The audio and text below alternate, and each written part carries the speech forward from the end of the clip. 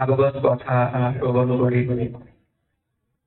যদি সেই ভাগবত কথা শ্রবণ করার পর ভক্তের শ্রদ্ধা একটুও বাড়ে, তাহলে জানবো আমাদের সমস্ত পরিশ্রম সার্থক।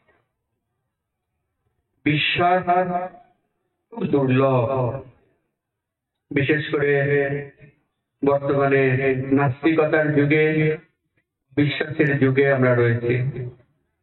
এই অবিশ্বাসের যুগে দাঁড়িয়েও ভগবানের প্রতি বিশ্বাসকে বাড়িয়ে নিতে পারা খুব কঠিন বিষয়। যাদের বা বিশ্বাস হয়েছে সেই বিশ্বাস ধরে রাখা এটাও কঠিন বিষয়। তাই আমরা ভগবানের শ্রবণ কীর্তন কেন করি? যাতে এই বিশ্বাসকে আমরা একটু হলেও বাড়িয়ে নিতে পারি। সেই কারণে এই সমস্ত অনুষ্ঠানের আয়োজন। আমরা দেখলাম ভগবান শ্রী বিষ্ণু ধ্রুব মহারাজের সামনে হাজির হলেন, তাকে বর প্রদান করলেন। কিরকম বর? তার সমস্ত কামনা বাসনা মেটানোর পর তিনি বললেন, তুমি একদিকে তোমার পিতার সিংহাসনেও বসার সুযোগ পাবে, ৩৬,০০০ বছর তুমি রাজত্ব করবে। কারণ এইটি সত্য যুগের ঘটনা। সত্য যুগে মানুষের আয়ু ছিল ১,০০,০০০ বছর। প্রত্যেক যুগে ১০ ভাগের ১ ভাগ কমে। তাই ত্রেতা যুগে ১,০০০ বছর, তারপরে ত্রেতা যুগে ১০,০০০ বছর, তারপরে ১,০০০ বছর, এবং কলি যুগে মানুষের সর্বোচ্চ আয়ু ১০০ বছর। তো ৩৬,০০০ বছর রাজত্ব করবার সুযোগ ধ্রুব মহারাজ পাবেন। তারপর তিনি তার নিজের লোক ধ্রুব লোকে রাজা হবেন। কতকাল? যতকাল ব্রহ্মার আয়ু। ব্রহ্মার আয়ু যখন শেষ হয়ে যাবে তখন ধ্রুব মহারাজ ভগবত ধাম বৈকুণ্ঠ লোকে প্রবেশ করবার সুযোগ পাবেন। শুধু তাই নয়, ভগবান তাকে আরেকটি বর দিলেন, যেটা এক প্রকারের অবিশ্বাস্য। তিনি জড়লোক থেকে ধ্রুবলোকে যাবেন সশরীরে। তার শরীর পরিবর্তন করার প্রয়োজন হবে না। ভগবান তার প্রতি খুশি হয়েছে। এইরকম বর তো আমরা শুনতেও পাই না খুব একটা। এত বর পাওয়ার পর ধ্রুব মহারাজের অনুভূতি কি হওয়া উচিত? কি মনে হয় বলুন? মনোভাব সন্তুষ্ট না অসন্তুষ্ট? হ্যাঁ, এত কিছু পেলেন যা কেউ কোনোদিন পায়নি, হয়তো কখনো কেউ পাবেও না। বর পাওয়ার পর, তার সমস্ত কামনা বাসনা মিটে যাওয়ার পর ধ্রুব মহারাজ অন্তরে অত্যন্ত অসন্তুষ্ট হলেন, অত্যন্ত অসন্তুষ্ট। তিনি অনুতপ্ত, তিনি লজ্জিত, তিনি ক্ষমা প্রার্থী। কিসের জন্য? তো তপস্যা করলেন, ভগবানের দর্শন পেলেন, তার আশীর্বাদ পেলেন, তারপরে এত অনুতাপ কিসের? কিসের জন্য তার এত অপ্রসন্নতা?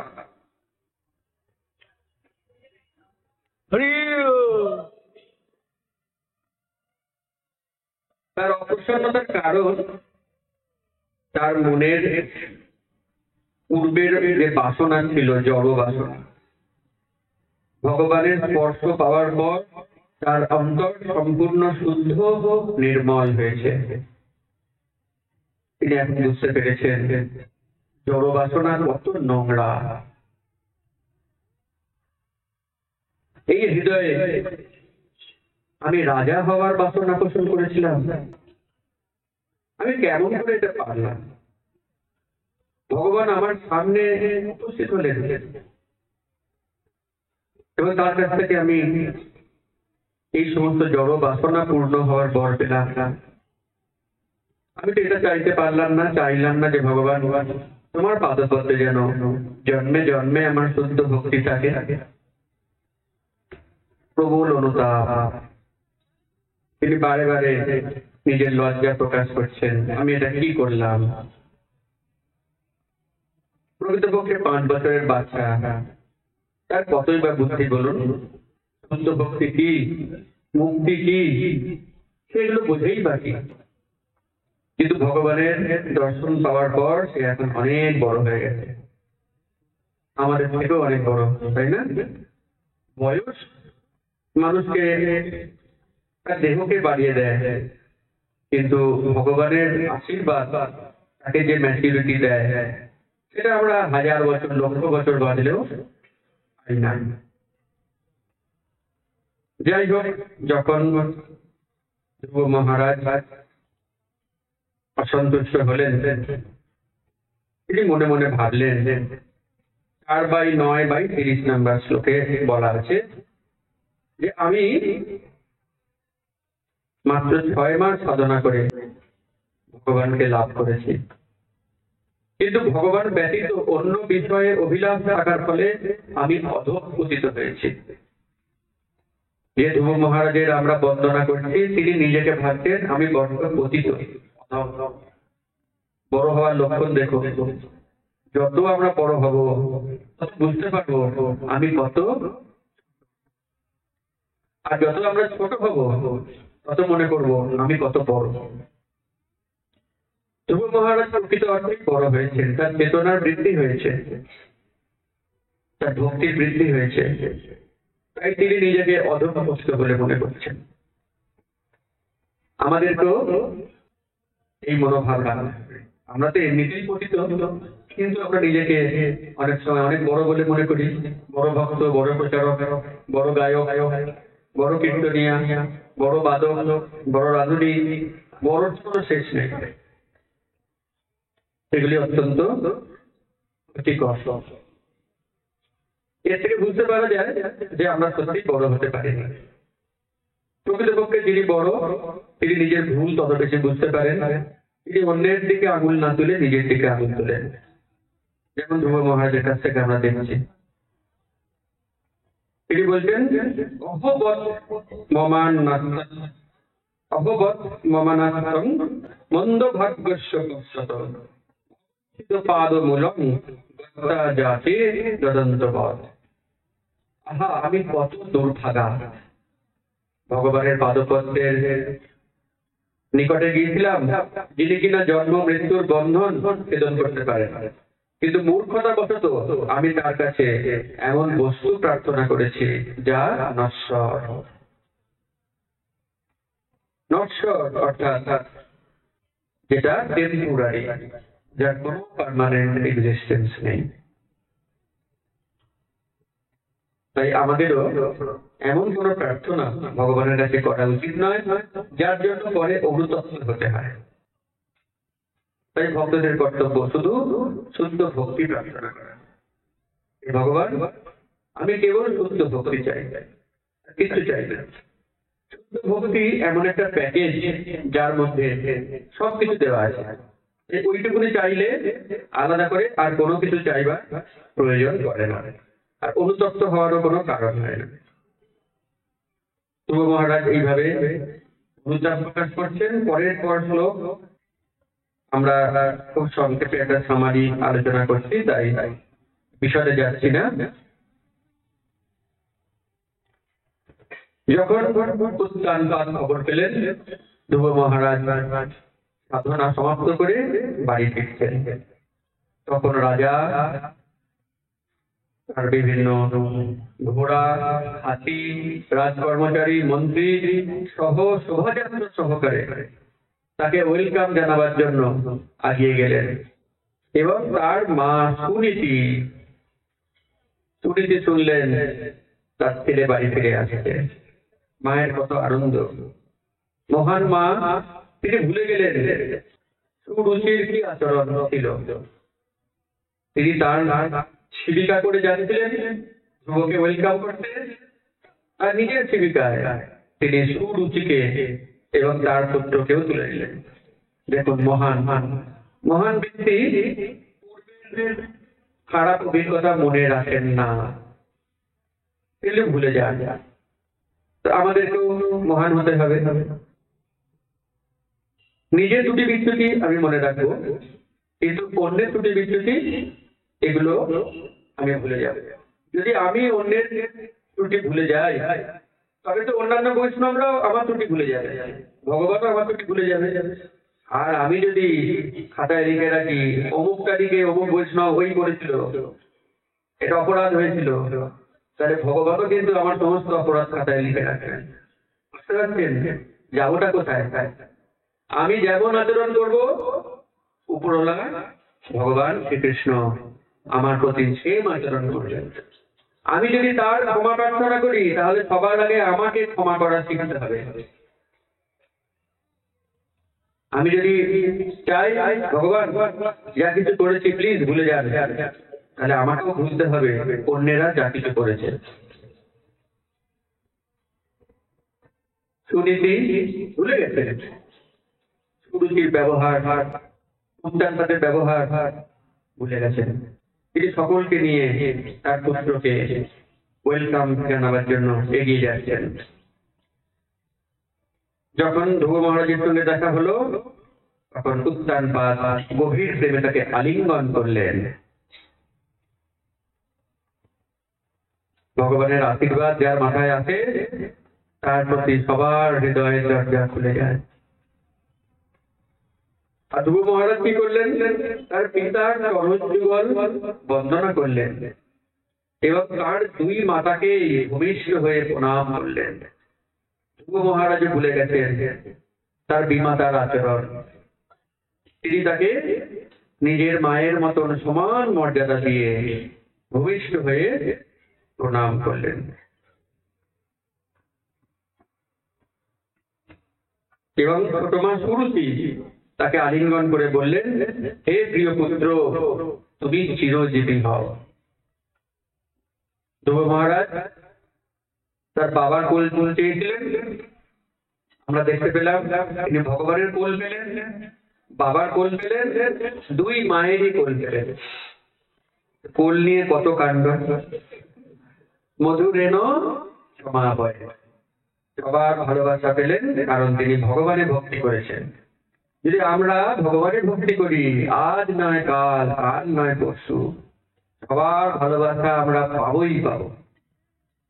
যস্মিন তুষ্টে জগৎ তুষ্ট। যদি ভগবানকে আমরা সন্তুষ্ট করতে পারি, নির্দ্বিধায় এটা বলা যায় সারা পৃথিবীর সবাই আমাদের প্রতি সন্তুষ্ট হয়ে যাবে।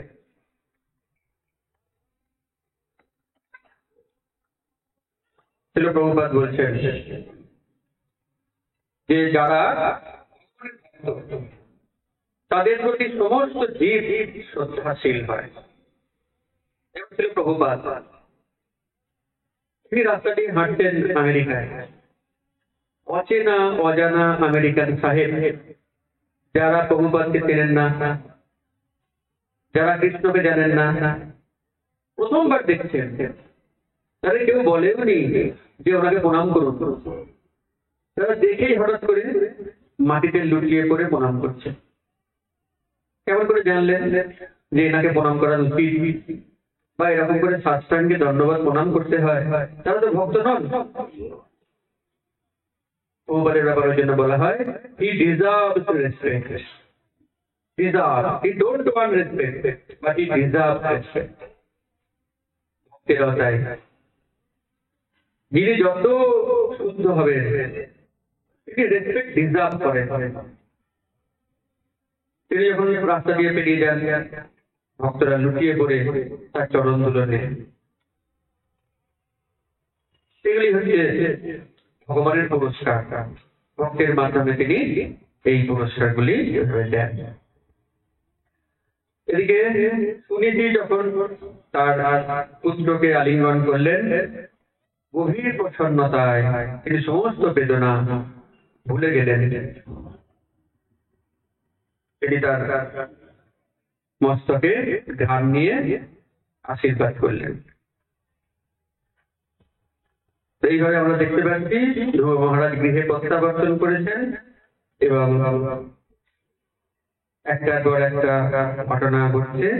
আমরা যেহেতু সামারি আলোচনা করছি, আমরা সবটা বিষয়ে যাব না, আপনারা পরবর্তীকালে পড়ে নেবেন। আস্তে আস্তে ধ্রুব মহারাজ রাজপ্রাসাদে এসে নিজের জীবন শুরু করলেন, ঠিক যেমনটি আগে চলছিল। খেলাধুলা করছেন, পড়াশোনা শাস্ত্র শিক্ষা করছেন। তার পিতা উত্তানপাদ যখন দেখলেন ধ্রুব মহারাজ এখন অনেক ম্যাচিওর, অনেক বড় হয়েছেন, তিনি এখন রাজ্যের ভার গ্রহণ করতে পারছেন, তো তিনি মন্ত্রীদের অনুমতি নিয়ে ধ্রুবের হাতে রাজ সিংহাসন ছেড়ে দিয়ে তাকে সারা ব্রহ্মাণ্ডের সম্রাট করে দিয়ে নিজে বানপ্রস্থ অবলম্বন করলেন। অতএব এখন ধ্রুব মহারাজ রাজা হয়ে রাজ কার্য পরিচালনা শুরু করলেন। তার দুই পুত্র কল্প এবং বৎসর। তাহলে সুরুচির যে পুত্র তিনি কিন্তু রাজা হতে পারলেন না, বরং একটা খুব দুর্ভাগ্যজনক ঘটনা ঘটল। তার পুত্র উত্তম তিনি যখন মৃগয়ে গেছেন হিমালয়ে, সেখানে যজ্ঞের দ্বারা তিনি নিহত হন।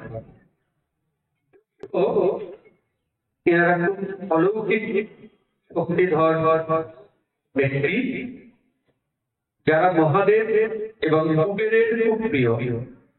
আপনারা কুবের তার নাম শুনেছেন, স্বর্গের ক্যাসিয়ার কোষাধ্যক্ষ, রাবণের দাদা কুবের, যক্ষরা তাদের খুব প্রিয়। এখন উত্তম গেছেন মৃগয়াতে।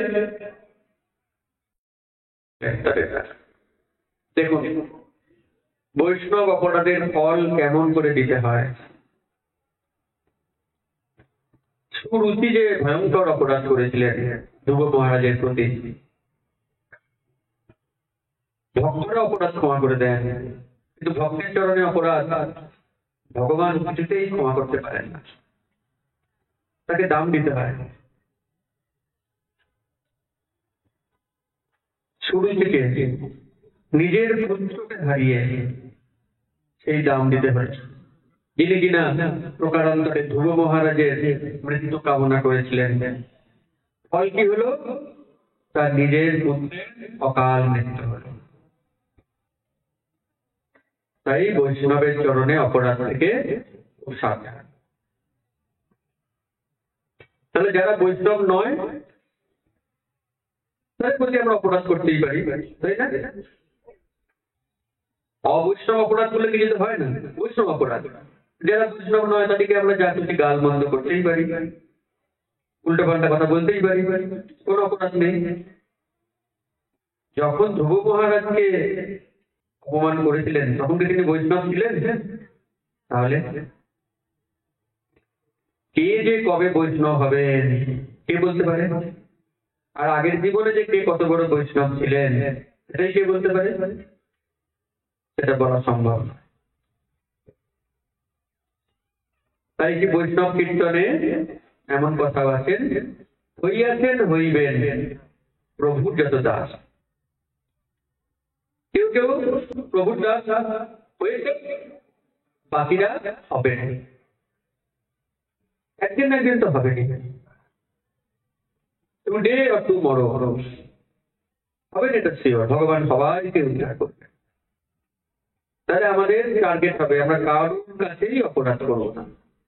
তার ভিতরে যে কোন কতটা ভক্তি আছে কে জানে।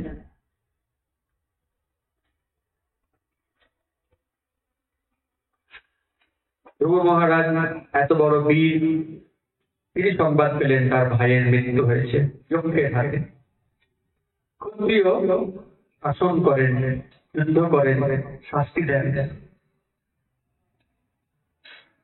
তাই তিনি ক্রুদ্ধ হয়ে একাই চললেন শাস্তি দিতে।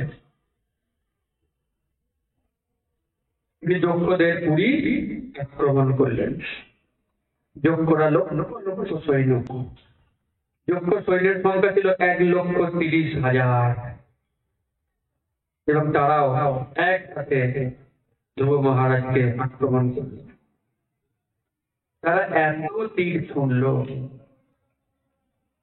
যেমন যখন প্রচন্ড জোরে বৃষ্টি হয়, সামনে পাহাড় আছে, এত বৃষ্টি হচ্ছে, বৃষ্টির ধারায় যেন মনে হয় পাহাড়টা একেবারে সমাচ্ছন্ন হয়ে গেছে, আমাদের দৃষ্টির বাইরে বেরিয়ে গেছে। এমন হয় না, খুব বৃষ্টি পড়লে সব কিছু আবছা হয়ে যায়। ধ্রুব মহারাজ ওই তীর বৃষ্টির ফলে দৃষ্টির অগোচর হয়ে গিয়েছিলেন। যক্ষরা মনে করলো আমরা জিতে গেছি, ধ্রুব মহারাজ নিশ্চয়ই দেহত্যাগ করেছেন। কিন্তু না, খুব শীঘ্রই তারা দেখতে পেলেন সমস্ত তীরের বাধা কাটিয়ে উঠে ধ্রুব মহারাজ আবার তার তীর ধনুক নিয়ে সবার সামনে হাজির হলেন। যুদ্ধ চলছে, ধ্রুব মহারাজের তীরের আঘাতে প্রচুর যক্ষ মারা যাচ্ছে, শয়ে শয়ে হাজারে হাজারে তারা মারা যাচ্ছে। এখন যক্ষদের কিছু অলৌকিক ক্ষমতা ছিল। আগেই বললাম তারা মহাদেবের অনুচর, কুবেরের বিশেষ প্রিয়। তো তাদের কিছু অলৌকিক ক্ষমতা, তান্ত্রিক ক্ষমতা ছিল। তন্ত্রবিদ্যা, ব্ল্যাক ম্যাজিক। কার কার অভিজ্ঞতা আছে ব্ল্যাক ম্যাজিকের? এই যক্ষরা হচ্ছে ব্ল্যাক ম্যাজিকের মাস্টার। তারা এমন পরিবেশ সৃষ্টি করলো তাদের তন্ত্রবিদ্যার সাহায্যে যে ধ্রুব মহারাজ তিনি দেখলেন আকাশে একটি বিশাল পর্বত তৈরি হয়েছে, আর সেই পর্বত থেকে গদা, মুষল, প্রস্তর বৃষ্টি হচ্ছে।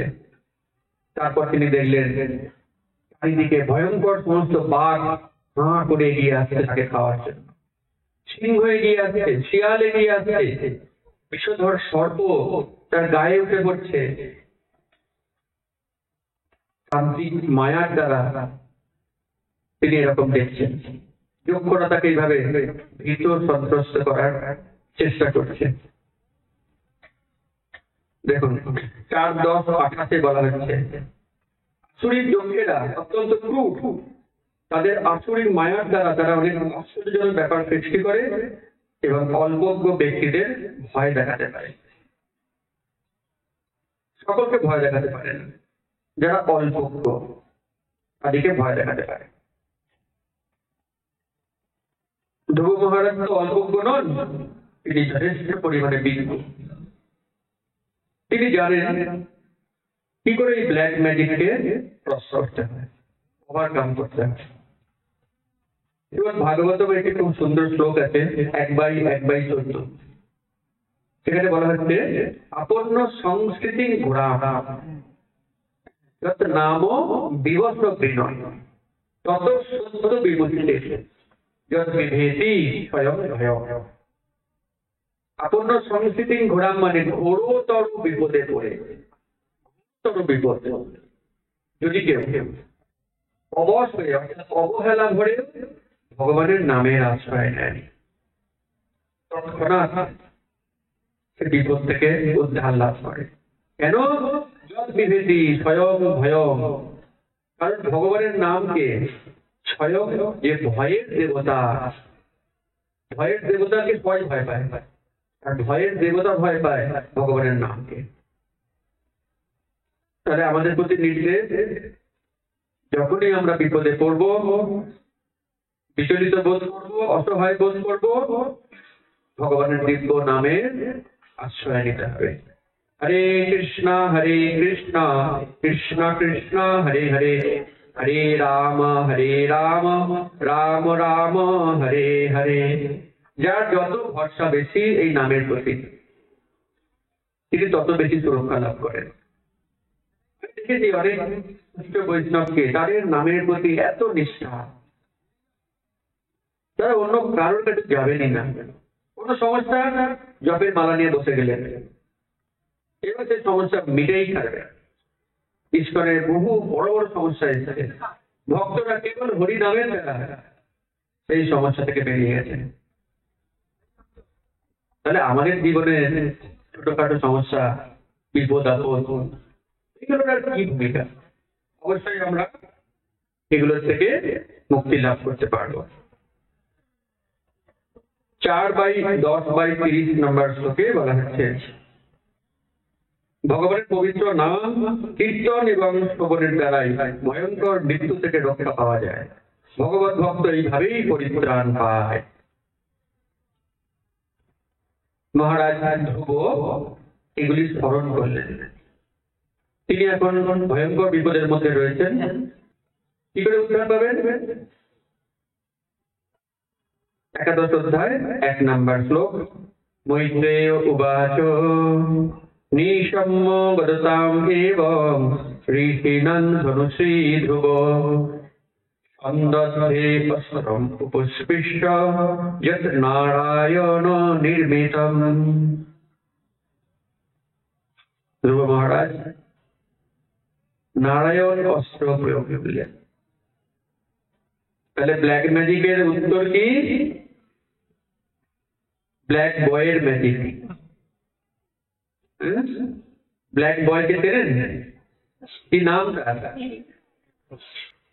তিনি কেমন ম্যাজিশিয়ান? তার আশ্রয় নিলেন বা নারায়ণের আশ্রয় নিলেন। নারায়ণ অস্ত্র প্রয়োগ করলেন যক্ষদের প্রতি। কি ফল হলো? 2 নম্বর শ্লোক। ধ্রুব মহারাজ ধনুকে নারায়ণ অস্ত্র যোজন করা মাত্রই নির্মিত মায়া দূর হয়ে গেল। সমস্ত ব্ল্যাক ম্যাজিক শেষ, কারণ তিনি নারায়ণকে স্মরণ করেছেন। তো এরকম উদাহরণ বহু আছে। আমরা হয়তো অনেকে জানেন ভক্তিবিনোদ ঠাকুর উড়িষ্যাতে একজন তান্ত্রিক, খুব বড় তান্ত্রিক। তিনি নিজেই ভগবান সেজে বসেছিলেন এবং রাসলীলা করছিলেন। তখনকার গভর্নমেন্ট, ব্রিটিশ গভর্নমেন্ট ভক্তিবিনোদ ঠাকুরকে পাঠিয়েছিলেন ব্যাপারটা এনকোয়ারি করার জন্য, এবং ভক্তিবিনোদ ঠাকুর তাকে অ্যারেস্ট করেছিলেন। তখন সেই তান্ত্রিক তিনি খুব ভয় দেখিয়েছেন, তুমি জানো না আমার ক্ষমতা, তোমাকে আমি ধরে প্রাণে নির্বংশ করে দেবো। এবং সত্যিই তার এই ক্ষমতা ছিল। যে কোনো ব্যক্তিকে তিনি ভয়ঙ্কর বিপদে ফেলতে পারতেন তার ব্ল্যাক ম্যাজিকের দ্বারা। ভক্তিবিনোদ ঠাকুরের মতন মহাত্মা, তার প্রচন্ড শরীর অসুস্থ হয়ে গেল এই তান্ত্রিকের কার্যকলাপের ফলে। প্রচন্ড জ্বর। ভক্তিবিনোদ ঠাকুর কেবল ভাগবতের আশ্রয় নিলেন। এটি ভাগবত সামনে রেখে একটার পর একটা পাতা পড়ে যাচ্ছে। ভাগবত পড়তে পড়তে পড়তে পড়তে তার জ্বর কমে গেল, তিনি সম্পূর্ণ মুক্ত হয়ে গেলেন। এবং সেই তান্ত্রিক, তার নাম হচ্ছে বিষ্ণু। ভক্তিবিনোদ ঠাকুর বুঝতে পারলেন তার মাথায় যে চুলের জটা ছিল সেটাই তার শক্তির উৎস। তিনি বললেন ওর চুলগুলো কেটে দাও। ওর চুল কেটে দেওয়া হলো, ওর শক্তি শেষ, কয়েকদিনের মধ্যেই মারা গেল। তাহলে কার জয় হলো? তন্ত্রের জয় না ভক্তের জয়? ভক্তের জয়।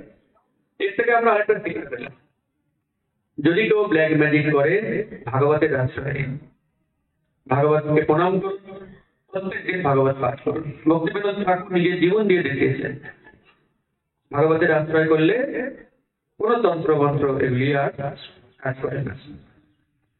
আমাদের একজন মাতাজি আছেন, আমি নাম বলছি না, তো তার বাড়ি নর্থ বেঙ্গলে।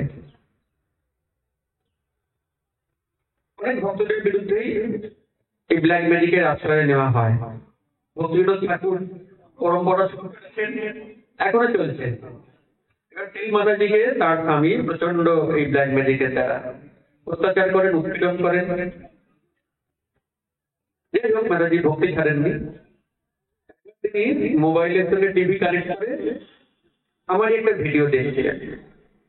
তখন বাড়িতে কেউ ছিল না, তিনি ভাবছেন আমি একা একা ভিডিও শুনবো। তার স্বামী হঠাৎ করে এন্ট্রি নিয়েছেন আর টিভিতে আমাকে দেখেছেন। আর তখন আমার নামটাও ঠিক ওই সময়তেই তলায় নামটা দেখা যাচ্ছে। তো ওনার তাই বলেন, ও আচ্ছা, এই ধরো নাটের গুরু। আমি কেন আমার থেকে ভক্তিপথ থেকে আনতে পারছি না? এনার ক্লাস করে। তো উনি হাসিয়েছেন, ঠিক আছে, এই নামটা আমি দেখে নিলাম, এবার ব্ল্যাক ম্যাজিকটা এনার বিরুদ্ধেই হবে। কি হাল করি দেখো। মহারাজি তো খুব ভয় পেয়ে গেছেন। তিনি বারে বারে মেসেজ করছেন, একজন ভক্তকে বারবার বলছেন যে প্রভুকে খুব একটু সাবধানে থাকতে বলবেন, ওনার বিরুদ্ধে ব্ল্যাক ম্যাজিক হচ্ছে বা হবে। আমার স্বামী এরকম নাম লিখে নিয়ে গেছেন, উনি খুব আমার জন্য চিন্তিত। যবে থেকে বলছেন তবে থেকে আমি দেখছি আমার যে কটা বাধা ছিল সেগুলো সব সমাধান হয়ে গেল। আমি বলছেন যে মাতাজি আমি আগের থেকে অনেক বেটার আছি, কারণ আমার যে কটা সমস্যা ছিল সেগুলো সমাধান হয়ে গেল, কারণ না কারোর কৃপা, আমি জানি না কার কৃপা। তো আমরা যদি ভাগবতকে আশ্রয় করে থাকি, ভাগবত আমাদের সুরক্ষা দেবে, কোনো ভয়ের ব্যাপার নেই। ভয় পাচ্ছি মানে আমরা ভাগবতকে ভরসা করছি না। একটু আগের ধাপে আমরা কি বললাম, যার যত বিশ্বাস, যার যত ভরসা, তাকে ভগবান তত বেশি সুরক্ষা দেন। আমরা 10% বিশ্বাস, 10% সুরক্ষা, 90% বিশ্বাস, 90% সুরক্ষা। তাহলে আমরা কি করবো? কত পার্সেন্ট বিশ্বাস রাখবো? 100%। হরি বল, তাহলে তো হয়েই গেল, খুব ভালো কথা। কাউকে ভয় পাওয়ার প্রয়োজন নেই, কৃষ্ণের কাছে আর কে কার কথা ক্ষমতা। আলটিমেটলি ভগবানই আমাদের রক্ষা করবেন। ধ্রুব মহারাজকে রক্ষা করলেন তিনি যখন যক্ষদেরকে এভাবে নারায়ণ অস্ত্র দিয়ে পর্যদস্ত করলেন, তখন তার পিতামহ এসে হাজির। পিতামহ কে মনে আছে? হ্যাঁ না, পিতা হচ্ছে উত্তরপাদ, তিনি এসে হাজির হলেন। এসে বললেন, দেখো তোমার ভাইকে একজন যক্ষ হত্যা করেছে, তার জন্য তুমি লক্ষ লক্ষ যক্ষকে হত্যা করবে? এটা কেমন কথা? তুমি এখনই বন্ধ করো, হত্যা লীলা বন্ধ করো, তোমার পক্ষে এটা শোভনীয় নয়। একজন যক্ষ হত্যা করেছে, তার দোষ, তুমি পুরো যক্ষ কুলকে বিনষ্ট করে দেবে? বলা মাত্র ধ্রুব মহারাজ যুদ্ধ বন্ধ করলেন। দেখুন মহান ব্যক্তির লক্ষণ।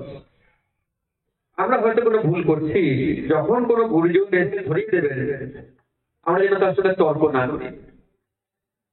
আমি করছি, আমি যুদ্ধ করি, আমার কাজ, আপনি কেন এরকম বলছেন, ও মেরেছে আমিও মারবো, তাহলে আমরা আমাদের যে উন্নতি হয়নি এটা আমরা বুঝিয়ে দিচ্ছি।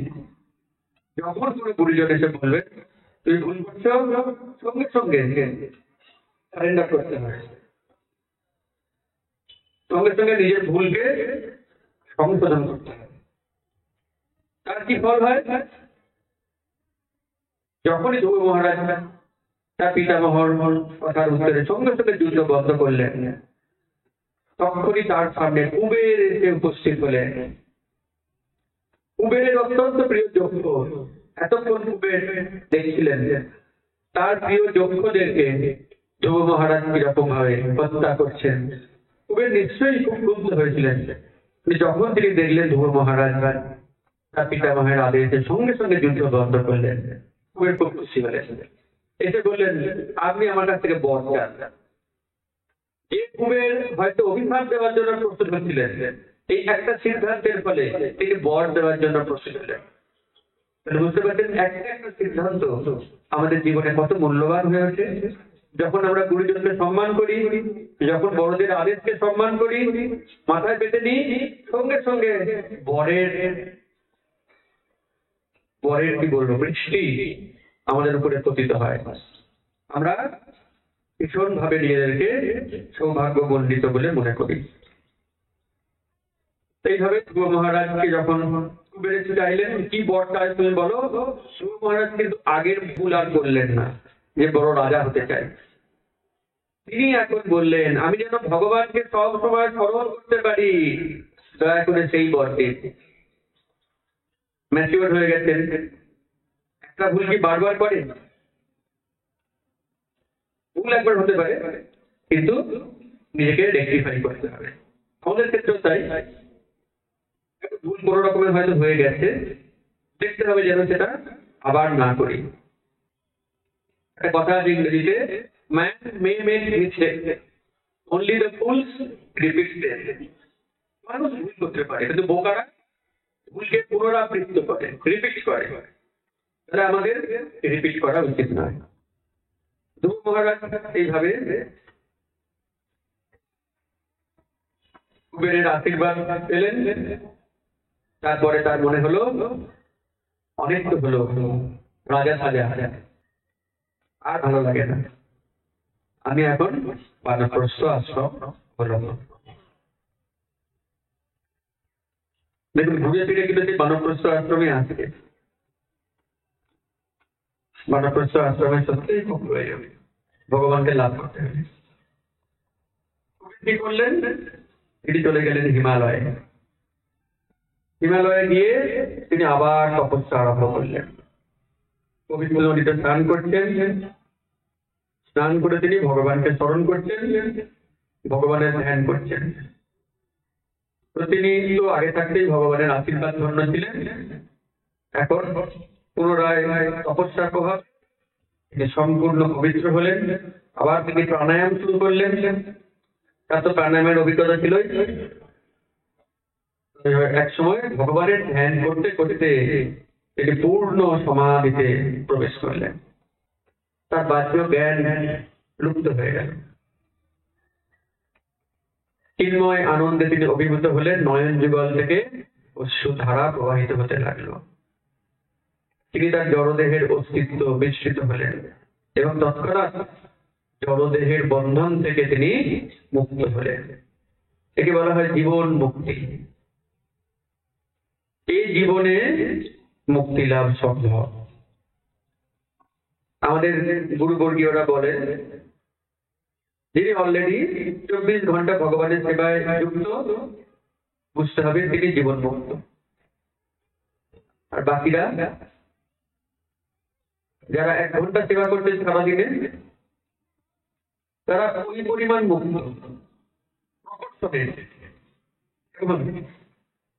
যারা 24 ঘন্টায় 24 ঘন্টা সেবা করছেন, 100% সময় সেবা করছেন, তিনি 100% মুক্ত।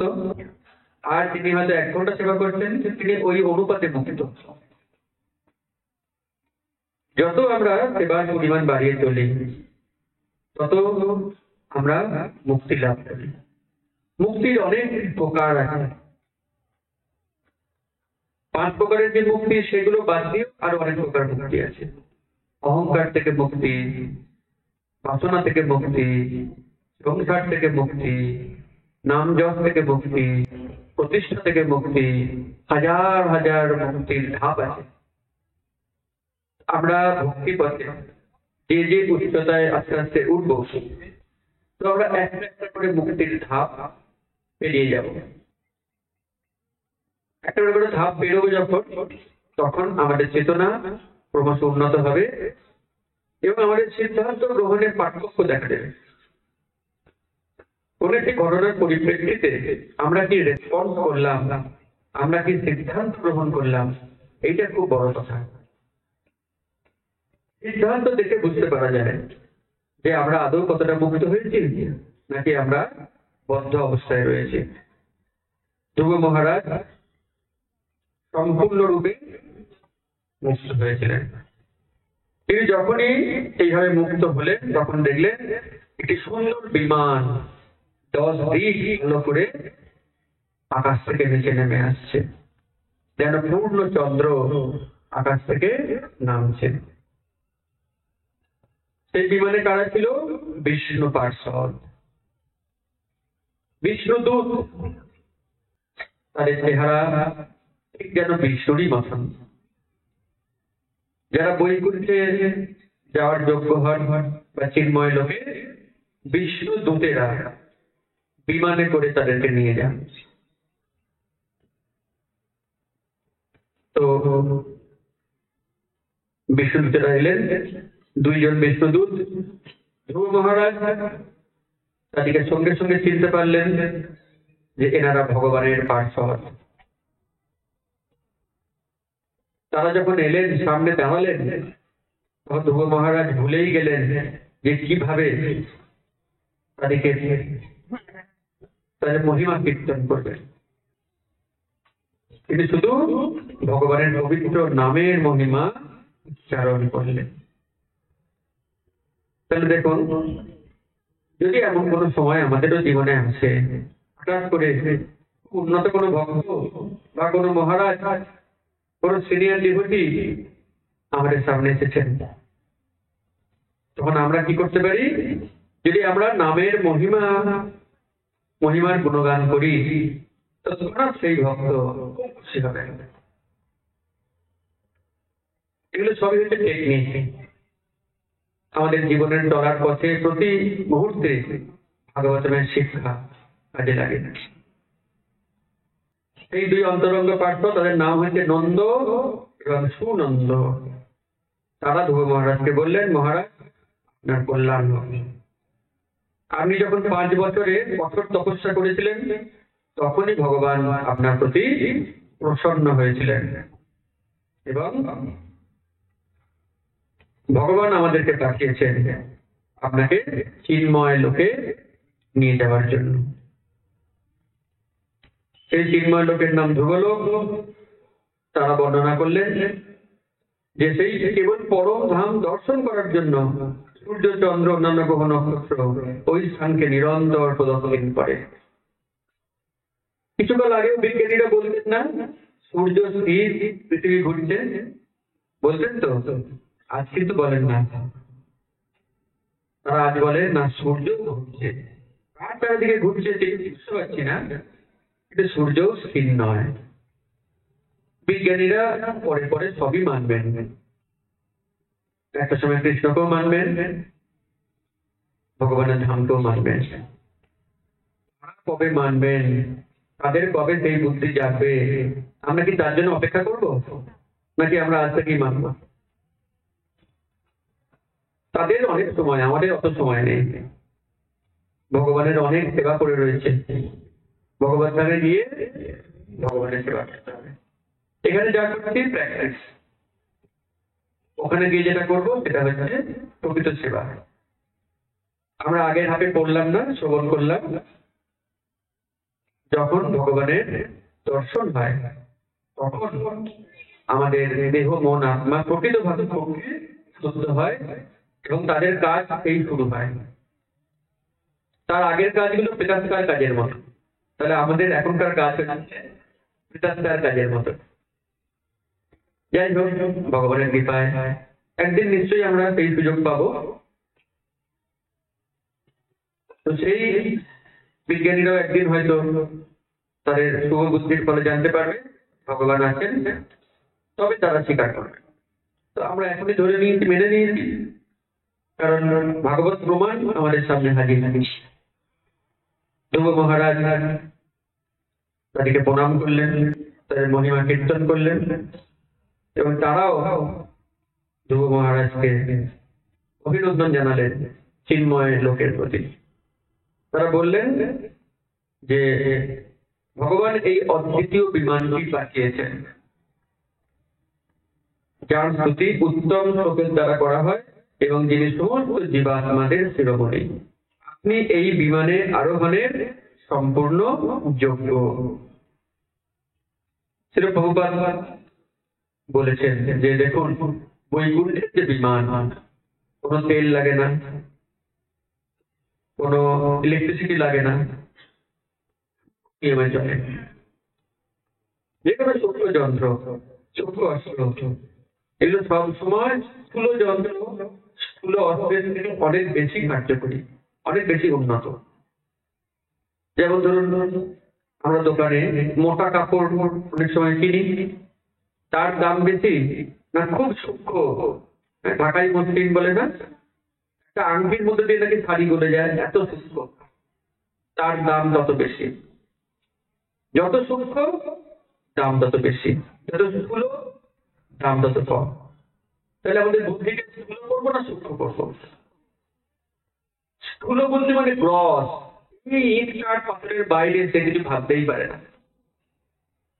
বেশিরভাগ বিজ্ঞানীরই স্থূল বুদ্ধি, ইট কাঠ পাথর নিয়ে তাদের জীবন কেটে যায়।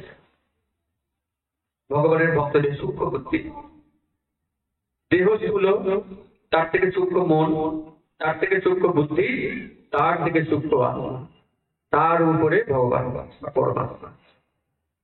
আমাদের যাত্রা হচ্ছে স্থূল থেকে সূক্ষ্মের দিকে।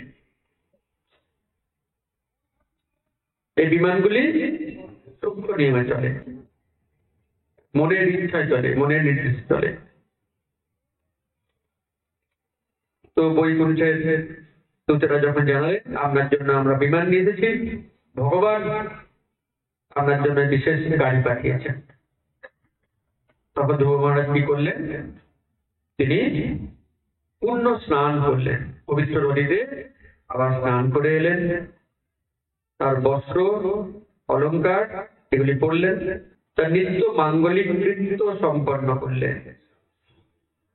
তিনি যেগুলি যেগুলি করতেন, তার প্র্যাকটিস, ভক্তি প্র্যাকটিস, তিনি ভাবলেন না বিমান তো এসেই গেছে, উঠবো আর চলে যাবো, আবার ওই ভক্তি করার কি দরকার? সেই অষ্টাঙ্গিক যোগ, সেই ধ্যান যা পাওয়ার তো পেয়েই গেছে। অনেক ছাত্র বলেন আমাকে, স্যার চাকরিটা একবার পেতে দিন, চাকরি যেদিনকে পাবো ওই বই পত্রগুলোকে ছুঁড়ে ফেলে দেবো, তাহলে পড়ায় এত মনোযোগ। কিন্তু ধ্রুব মহারাজ বললেন, দাঁড়ান, একটু অপেক্ষা করুন, আমার যেগুলি প্র্যাকটিস করি গুরুদেবের নির্দেশে, আমি সেগুলি করে নিই, তারপর বিমানে উঠবো। যদি আমাদের জন্য বিমান আসে, আমরা কি বলবো ষোলমালা এখনো করা হয়নি, দাঁড়ান ষোলমালাটা করে নিই, তারপরে বিমানে উঠবো? আমরা সঙ্গে সঙ্গে বিমানে গিয়ে উঠে পড়বো। ধ্রুব মহারাজ কিন্তু কত নিষ্ঠা দেখুন। তাই আমাদের গুরুদেবরা বলেন, ষোলমালা কমপ্লিট না হলে ঘুমাবে না, খাবে না। প্রভুপাদ বলতে, খাওয়া ঘুম বন্ধ করে দাও, কমপ্লিট ইউর 16 রাউন্ডস। তো আমাদেরকে এইভাবে নিষ্ঠা বানাতে হবে। আমাদের জন্য ষোলমালা, ধ্রুব মহারাজের জন্য সত্যযুগের ধ্যান, অষ্টাঙ্গিক যোগ। তার বিমান প্রস্তুত, তবুও তিনি তার মাঙ্গলিক কৃত্য সম্পন্ন করলেন, স্নান করে সম্পন্ন করলেন। তারপর তিনি সমস্ত মহর্ষিদের উদ্দেশ্যে প্রণাম করলেন, তাদের আশীর্বাদ গ্রহণ করলেন। যখন প্রভুপাদের শিষ্যরা তারা হয়তো কোনো বাইরে কোনো দেশে যাচ্ছেন, প্রভুপাদ যারা সিনিয়র ডিসাইপল তাদেরকে বলতেন, তোমরা ওদিকে আশীর্বাদ করো। দেখুন, এমন তো নয় যে প্রভুপাদের আশীর্বাদের থেকেও বড় কিছু আছে। প্রভুপাদ নিজে আশীর্বাদ করছেন, তারপর তিনি অন্যদেরকে বলছেন তোমরা সবাইকে আশীর্বাদ করো যেন ওরা সফল হতে পারে। তাহলে আমাদেরও যখন আমরা প্রচারে বেরোবো বা কোনো কঠিন কাজে হাত দেব, আমাদের সমস্ত বৈষ্ণবদের আশীর্বাদ প্রার্থনা করা উচিত। এটা আমাদের হ্যাবিটে পরিণত করা উচিত। যে কোনো বৈষ্ণবকে দেখা মাত্রই যদি আমরা বলি প্রভু আশীর্বাদ করুন, তো ভালো হয় বলুন তো? আশীর্বাদ কিন্তু আসবে, আমাদের সেরকম বিনয়ী হতে হবে। প্রভু কৃপা করে আমাকে আশীর্বাদ করুন, এই কথাটা বলা মাত্রই আশীর্বাদ আসবে। বলতে হবে তো, মনে মনে বললে হবে না, অন্তর থেকে উচ্চস্বরে বলতে হবে। যদি কাউকে আপনি আশীর্বাদ চান, সে আশীর্বাদ না করে পারবে? সে মুখে বলুক না বলুক, তার হৃদয় আপনার দৈনতার দ্বারা সন্তুষ্ট হবে। তার হৃদয় সন্তুষ্ট হওয়া মানে আশীর্বাদ আপনার ব্যাংক অ্যাকাউন্টে চলে যাবে RTGS এর মাধ্যমে, করতে হবে না, এখন তো অনলাইন ট্রান্সফার। তো আশীর্বাদও আপনার ব্যাংক অ্যাকাউন্টে ট্রান্সফার হয়ে যাবে, আপনি মেসেজ পাবেন এত আশীর্বাদ কে দিতেন। ঠিক আছে, তাই আশীর্বাদটা চেয়ে নিতে হয়, চাইতে হয়। আর যখন আমরা সবার কাছে আশীর্বাদ চাইতে পারি, বুঝতে হবে আমরা খুব বিনয়ী হয়েছি, আমাদের অহংকার দূর হয়েছে। অহংকারী মানুষ মনে করে আরে আমি তো সবাইকে আশীর্বাদ করবো, আমাকে এবার দেখুন। ধ্রুব মহারাজ যিনি ভগবান ধামে যাওয়ার জন্য প্রস্তুত, তখনও তিনি এত বিনয়ী, তিনি সমস্ত মহর্ষিদের উদ্দেশ্যে প্রণাম করে আশীর্বাদ চাইছেন, দয়া করে আমাকে আশীর্বাদ করুন যেন আমি ভগবানকে সন্তুষ্ট করতে পারি।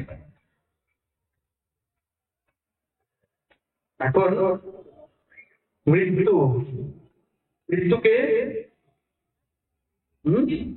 মৃত্যু একজন দেবতা। মৃত্যু শব্দটি একটি দেহের পরিবর্তন বোঝায়। সেই দেহের পরিবর্তনটি যার দ্বারা সংগঠিত হয় সেটা হচ্ছে ডেমিগড, দেবতা, প্রিসাইডিং ডিটি অফ ডেথ। তিনি ভাবছেন এখন আমি কি করি? বৈকুণ্ঠের রথ এসে গেছে, বৈকুণ্ঠের দূত এসে গেছে, ধ্রুব মহারাজ রথে যাচ্ছেন। এখন যদি ভগবান আমাকে ধরেন, সেই মৃত্যু তুমি কি করছিলে?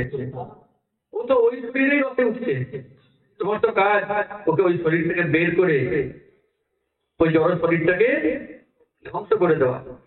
মৃত্যুর তো কাজ এটাই, ট্রান্সমাইগ্রেশন অফ সোল। আবার ধ্রুব মহারাজকে মৃত্যু কি বা বলতে পারেন?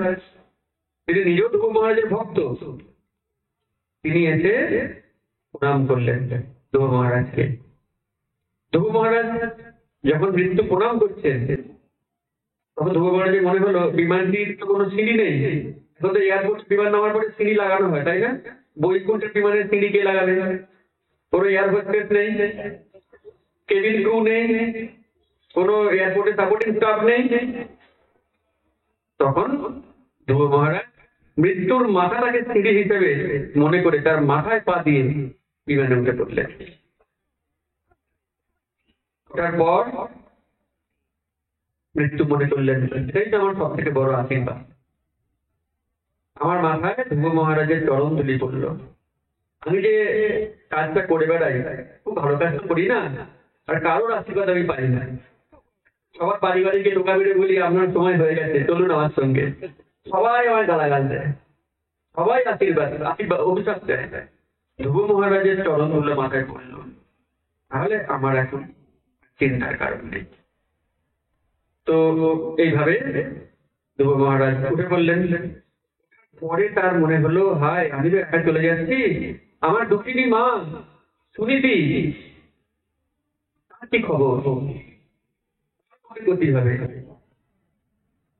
তিনি স্মরণ করলেন কাকে ফেলে রেখে আমি কেমন করে বৈকুণ্ঠ লোকে যাব। তিনি বলার আগেই নন্দ এবং সুনন্দ তারাও অন্তর্যামী ভগবানের মতন, তারা বললেন যে আপনি চিন্তা করবেন না, সামনে আরেকটা বিমান যাচ্ছে, আপনার আগে আপনার মাতা ভগবান ধামে যাচ্ছে। ধ্রুব মহারাজের মা কি করেছিলেন? না অষ্টাঙ্গিক যোগ, না ধ্যান, না অন্য কিছু। তিনি গৃহস্থ, ঘর কন্যা সামলাতেন, রান্না বান্না করতেন, কিন্তু তিনি একটা কাজ করেছিলেন, তিনি 7খানা কথা বলেছিলেন, মনে আছে? এই 7টা কথার দাম আজকে পাচ্ছেন 70,000 বছর পরে। তাহলে কথার দাম একদিন না একদিন ফলে। শব্দই ব্রহ্ম, যে শব্দ মুখে উচ্চারণ করছেন তার ফল অনিবার্য, কেউ তাকে ঢুকতে পারে না। আজ নয় কাল, কাল নয় পরশু, সেই শব্দ একদিন তার কাজ করবে। তার বলা 7টি শ্লোক আজকে কাজ করছে। এই 7টি শ্লোকের দ্বারা তিনি কি করলেন? তিনি ভগবান ধামে যাওয়ার সুযোগ পেলেন, এবং অবশ্যই তার পুত্রের তপস্যা। তাই যদি আমরা আমাদের পুত্র কন্যাকে ভালো ভক্ত করতে পারি, আমরা নিজের তপস্যায় ভগবান ধামে যেতে না পারলেও আমাদের পুত্র বা কন্যার তপস্যার দ্বারা আমরা ভগবান ধামে যেতে পারবো। সেই কারণে যারা কৃষ্ণ ভক্তদের সন্তান রূপে এসেছেন তাদের যত্ন নিন, তারা যেন ভক্তি ঠিকঠাক করে করে সেটা সবাই লক্ষ্য রাখুন। অশেষ মঙ্গল, তার নিজের মঙ্গল হবে এবং আমাদেরও মঙ্গল হবে। এইভাবে ধ্রুব মহারাজ তার মাকে নিয়ে ভগবত ধামে গমন করলেন, আর আমাদেরও কাহিনী এখানেই শেষ হল।